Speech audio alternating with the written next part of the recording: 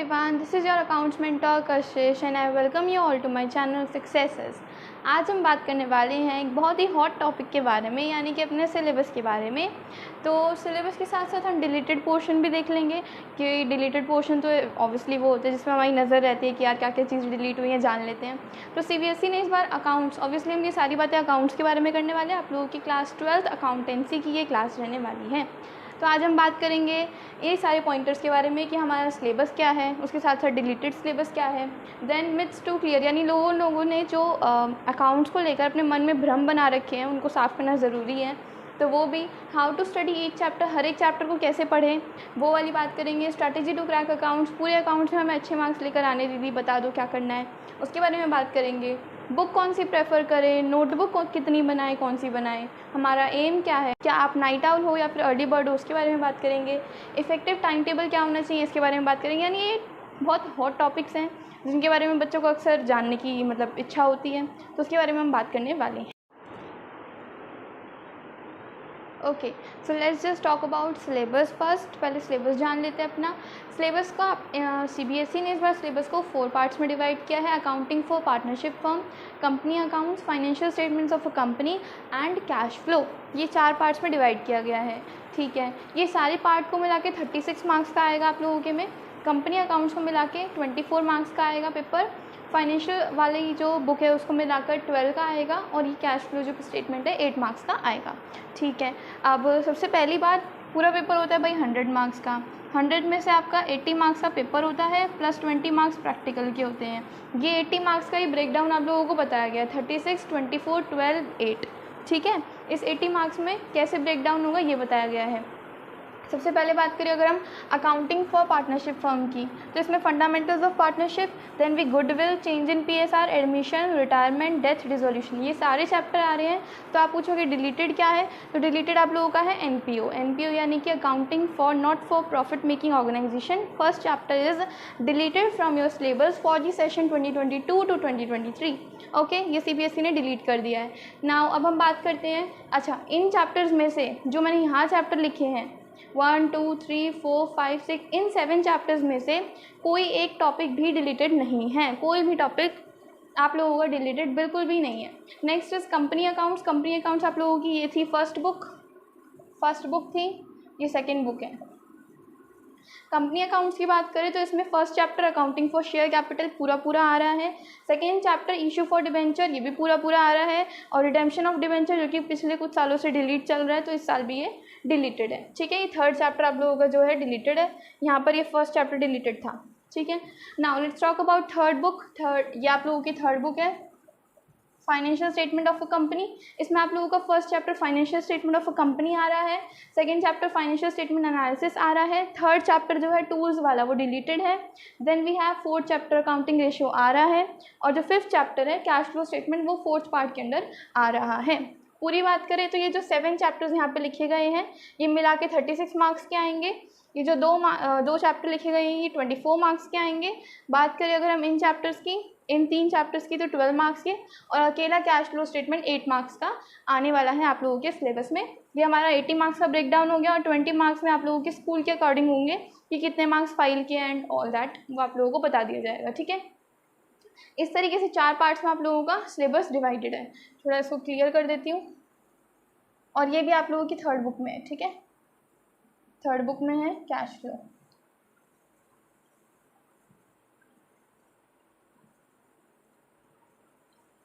और अगर आप लोगों को ये सारा नोट करना था, यार नोट करने की टेंशन तो लेना मत, वो तो मैंने बता दिया कि कैसे आप लोगों को। अच्छा, मैं बता देती हूँ अच्छे से कि आप लोगों को डिस्क्रिप्शन में जाना है। डिस्क्रिप्शन के जैसे ये वीडियो चल रही है तो वीडियो के नीचे ना एक एरो बना होता है, डाउन एरो, उस पर क्लिक करना। आप लोगों को क्या मिलेगा, एक वहाँ पे लिखा होगा PDF for the session, PDF of the session, वहाँ पे एक लिंक होगा, उसको क्लिक कर देना। ये जितना मैं बोर्ड पे लिख रही हूँ वो सारा तामझाम उधर मिल जाएगा। ठीक है, दूसरी चीज़, अगर मैंने यहाँ पर कोई न्यूमेरिकल सॉल्व करवाए हैं तो आप लोगों को वहाँ पे एक लिंक मिलेगा जिसका नाम होगा वर्कशीट टू डू। उसके नीचे एक लिंक होगा, उसको क्लिक कर देना, वर्कशीट डाउनलोड कर लेना। ठीक है, ये 2 चीज़ें मैंने आप लोगों को अच्छे से बता दी हैं। तो पहली चीज़ हमने अच्छे से क्लियर कर ली कि सिलेबस क्या है, डिलीटेड सिलेबस क्या है। Now let's talk about myths to clear. तो यार हम अपने मन में कुछ भ्रम बना के रखते हैं क्लास 11th की अकाउंट्स को देखकर कि यार मुझसे तो नहीं हो पाएगा, पहली चीज़ तो ये तुम अपने मन से निकाल दो। क्योंकि यार मैं एक बात बताती हूँ, 11th में अकाउंट्स ना मेरी भी बहुत वीक थी, मुझे तो कुछ नहीं आता था अकाउंट्स में, और लिटरली मेरे कितने मार्क्स आए थे तो बताने लायक भी नहीं है, ठीक है। तो 11th के अकाउंट्स को देखकर डरना नहीं है हमें एक कॉन्फिडेंस लेकर आना है कि यार 11th में नहीं हुआ तो क्या हो गया, 12th में तो हो जाएगा। तो 12th में हो सकता है, अगर मैं कर सकती हूँ तो आप लोग डेफिनेटली कर सकते हो। तो 12th की अकाउंट्स तो हो जाएगी। दूसरी बात ये कि अगर भाई आप लोग सोच रहे हो कि 11th में तो थ्योरी पढ़कर पास हो गए थे, तो 12th में ऐसा नहीं है। 12th में थ्योरी बहुत ना के बराबर आती है। लिटरली मैं आप लोगों को एकदम क्लियर बात बता दूँ तो 80 मार्क्स का पेपर है तो सिर्फ 10% या फिर 15% ही थ्योरी आती है, और उसको पढ़कर आप पास नहीं हो सकते। अगर आपका थ्योरी का 5 मार्क्स का क्वेश्चन है, अगर आप उसको अच्छे से भी लिख कर आते हो तो एग्जामिनर को अगर पसंद आएगा तो वो 5 देगा, नहीं पसंद आएगा तो वो 3.5 देकर छोड़ देगा। बट अगर आपने एक प्रैक्टिकल क्वेश्चन को एकदम करेक्टली किया तो आपको 5 मार्क्स मिलेंगे ही मिलेंगे, उसमें कोई गलती नहीं निकाल सकती, ठीक है। दूसरी बात ये कि यार ये मिथ है जो आप लोगों के मन में रहते हैं, इनको क्लियर कर लो और अभी से पढ़ाई कर लो, अच्छे से क्लियर हो जाएगी। मैं आप लोगों को एक स्ट्रैटेजी बताती हूँ। जब मैंने पढ़ाई करी थी ना, मैंने एक स्मार्ट मूव लिया, क्योंकि मैं स्कूल जाती थी भाई, और स्कूल से आओ तो थोड़ा थक जाते हैं, फिर यूँ ही करते करते मेरे से पढ़ाई नहीं होती थी, मेरे से सारे सब्जेक्ट तो बिल्कुल भी नहीं होते थे, जिसमें मेरे पास मैथ्स भी थी, कॉमर्स में, ठीक है। तो मैंने एक चीज़ सोची क्या कि यार अभी तो काफ़ी टाइम है, ऐसा करते हैं 3 महीने देते हैं अपने आप को। मैंने अपने आप को 3 महीने दिए, उस 3 महीने में मैंने मैथ्स और अकाउंट्स दोनों का सिलेबस ख़त्म कर दिया। लिटरली मैंने सिलेबस ख़त्म कर दिया 3 महीने में, अकाउंट्स और मैथ्स का, ठीक है। तो जब मैंने अकाउंट्स और मैथ्स का सिलेबस ख़त्म कर दिया तब आप लोग सोच रहे होंगे कि यार BST यानी कि बिजनेस, इकोनॉमिक्स और इंग्लिश, ये तो मेरे काफ़ी पीछे रह गए। सच में बहुत पीछे रह गए थे।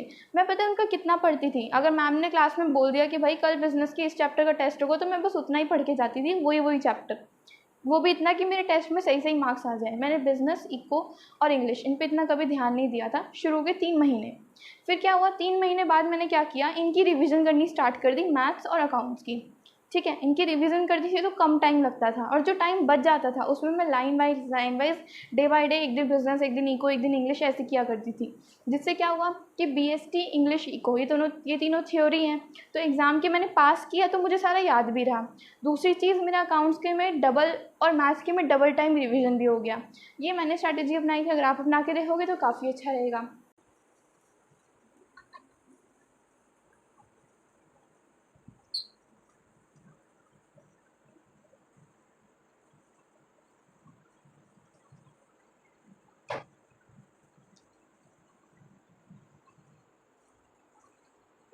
चलो अब बात करते हैं कि how to study each chapter, कि मैं अकाउंट्स का हर एक चैप्टर जो होता है उसको स्टार्ट तो करता हूँ यार। मैंने बुक उठाई एकदम, मैं एक दिन क्या हुआ, मैं अपनी बात बताती हूँ। एक दिन क्या हुआ कि मैं एकदम फुल मूड में, फुल जोश में कि चलो यार आज तो चैप्टर ख़त्म कर देंगे। मैंने अकाउंट्स की उठाई बुक और fundamentals of partnership, second chapter है जो अपना, वो स्टार्ट किया, ठीक है। पहले पहले तो मुझे पढ़ने में काफ़ी अच्छा लगा, और आधे एक घंटे बाद जब मैं उसके 4-5 पेज पढ़ चुकी थी, तो जो थ्योरी वाले पेज थे, फिर मैं क्या हुआ, थोड़ा बोर हो गई। अब वो चैप्टर भी, कोई कोई चैप्टर क्या होता है अकाउंट से 50-60, कभी कभी 100-150 पेज का भी होता है। तो यार शुरू के 4-5 पेज तो मैंने बड़े अच्छे से किए, फिर मैं बोर हो गई, फिर मैंने सोचा चल बाद में करेंगे, और वो बात कभी आया नहीं। इसका मतलब क्या मैं समझाना चाहती हूँ कि ऐसा मत करो कि बुक लेकर बैठ गए कि डिसाइड कर लिया आज तो ख़त्म करके ही उठेंगे, ऐसा नहीं होता यार।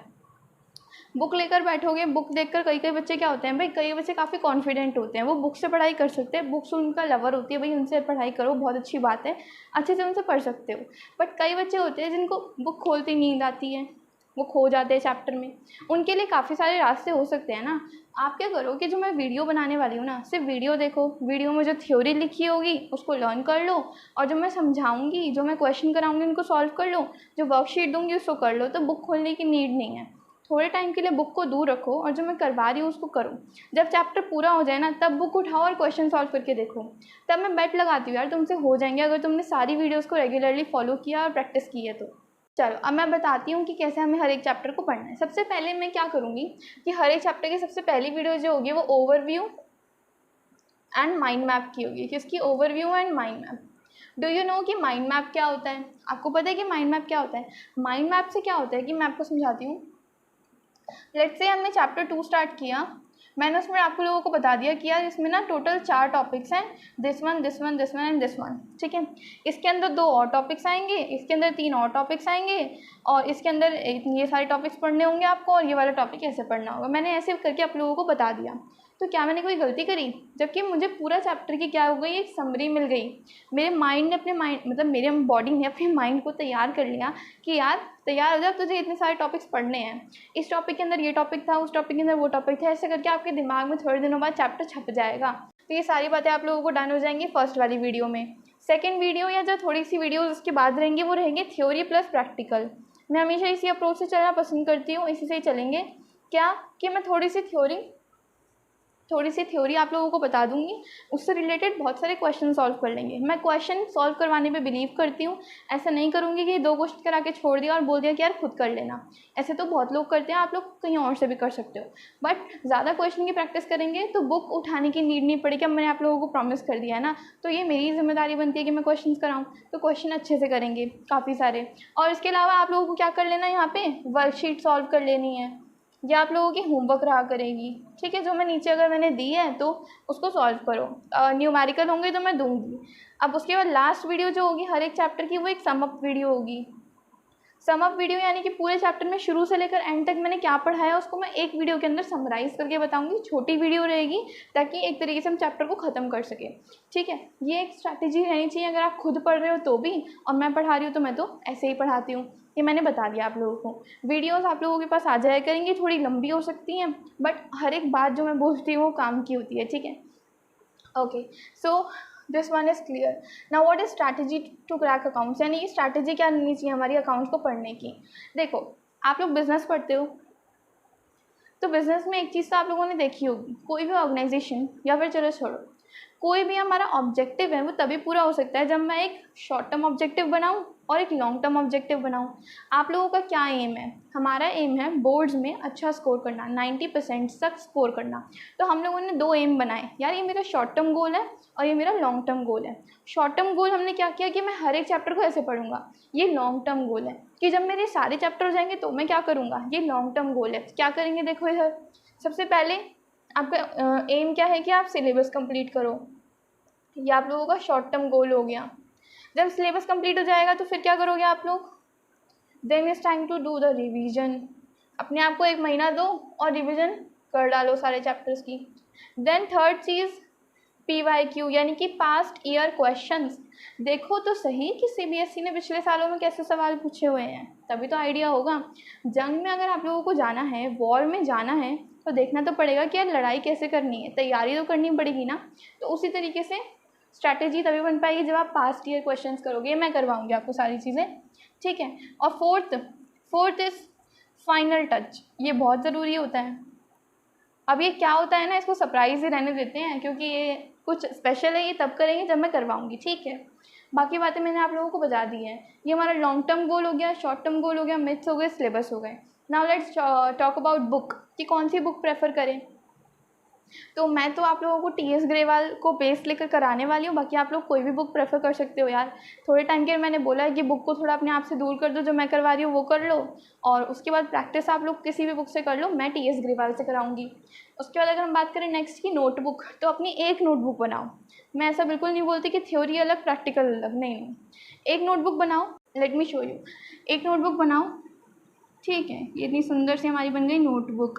ठीक है, डेट वाइज इसमें काम करो, जो मैंने थ्योरी लिखवाई वो, फिर नीचे सारे क्वेश्चंस, फिर थ्योरी लिखवाई वो, फिर सारे क्वेश्चंस, लाइन वाइज ऐसे करते जाओ। और इसके अलावा अगर हम नोटबुक की बात हो गई, बुक की बात हो गई, एम। ओके, सो अब एम की बात करें तो मैंने आपको बता दिया है यार कि मेरा एम है आप लोगों को अच्छे मार्क्स स्कोर कराना, कि ताकि जब मैं ये पूरा सेशन ख़त्म करूँ तो मेरा कमेंट सेक्शन भर जाना चाहिए कि हाँ यार दीदी जो आपने पढ़ाया उसमें से आया है ना, ऑल दैट। ठीक है, आप लोग समझ गए होंगे कि मैं क्या चाहती हूँ। मतलब मेरा एम है, क्योंकि देखो लेट मी टेल यू कि जब मैंने अपनी 12th करी थी ना, तो मैंने भी पूरी पढ़ाई यूट्यूब से करी थी। मैं आप लोगों को साफ साफ बात बताती हूँ। ठीक है, तो जब मैंने यूट्यूब से पढ़ाई करी तो मैंने काफ़ी सारी चीज़ें देखी। ऑब्वियसली मैंने स्कोर तो अच्छा कर लिया था, मैं सेटिस्फाइड थी जितने मेरे मार्क्स थे उससे। बट मैं आप लोगों को समझाना क्या चाहती हूँ कि यूट्यूब से पढ़ना is not an easy task. मतलब इतना ईजी भी नहीं होता, क्योंकि आप लोगों को एक सिस्टमेटिक ऑर्डर किसी किसी चैनल पे मिल पाता है, उस चैनल को ढूंढने में जन्म लग जाते हैं।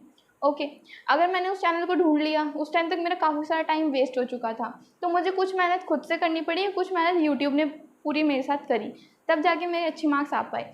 तो एम मेरा क्या है कि मैं आप लोगों के लिए आ चुकी हूँ। अगर आप लोगों को मेरा चैनल मिल गया है टाइम से, बहुत अच्छी बात है यार, मिलकर करते हैं। मैं अच्छे से एक चीज़ करवाने वाली हूँ, मैं कहीं नहीं जाने वाली, ठीक है। एम तो मैंने देख लिया है कि एम आप लोगों का रहना चाहिए कि 12th में अच्छे मार्क्स स्कोर करने हैं, और मेरा एम है आप लोगों को करवानी है। ओके, अब देखते हैं नाइट आउट या फिर अर्ली बर्ड। तो देखो, अब इससे पहले मैं आपको टाइम टेबल बता देती हूँ। तो मैं मान के चलती हूँ कि आप लोग, अगर किसी का स्कूल ज़्यादा दूर है तो वो 6 बजे रेडी होना शुरू करता है, मैं ऐसा मान लेती हूँ, सुबह के 6 बजे, ठीक है। तो मॉर्निंग शिफ्ट वालों की बात कर लेते हैं कि सुबह 6 बजे अगर आप रेडी होना शुरू होते हो, तो अगर आप देखो, अगर आप अर्ली बर्ड हो, मतलब अगर आपको सुबह उठ के अच्छा लगता है, आपकी प्रोडक्टिविटी आती है पढ़ाई करने में, तो सुबह सुबह उठ जाओ, ठीक है।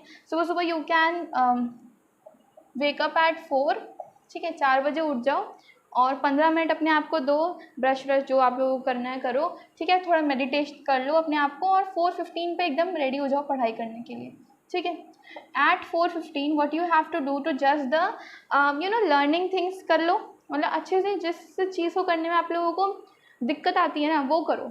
क्यों? क्योंकि सुबह सुबह आप एकदम फ्रेश मूड में, एकदम जोश के साथ पढ़ने के लिए बैठे होंगे। तो मे बी आप अकाउंट्स भी कर सकते हो या फिर कुछ और भी कर सकते हो, ठीक है। इसके बाद आप लोग क्या करो, 4:15 से लेकर अकाउंट्स 6 बजे तक आप लोगों ने मान लो कर ली, बुक उठाओ, क्वेश्चन सॉल्व करो, जो एटलीस्ट आप लोगों को करना है कर लो। तो आप लोगों को अकाउंट्स का टारगेट ख़त्म हो गया यार, फिनिश। उसके बाद क्या करो कि मान लो आप लोग, मैं मान के चलती हूँ कुछ बच्चे 3 बजे तक स्कूल से वापस आ जाते होंगे, ठीक है। तो 4 o'clock से हम पढ़ाई का पैटर्न बनाते हैं। 4 o'clock से आप लोगों को क्या पढ़ना है कि इस बीच में आप लोगों की ट्यूशन्स भी होंगी, तो आप लोगों की ट्यूशन के टाइमिंग अगर शिफ्ट वगैरह कर लेना। मैं एक टाइम बता देती हूँ कि 4 o'clock चलो छोड़ो, बाद के आप लोग 4 घंटे और निकाल लो पढ़ाई के, सेल्फ स्टडी की।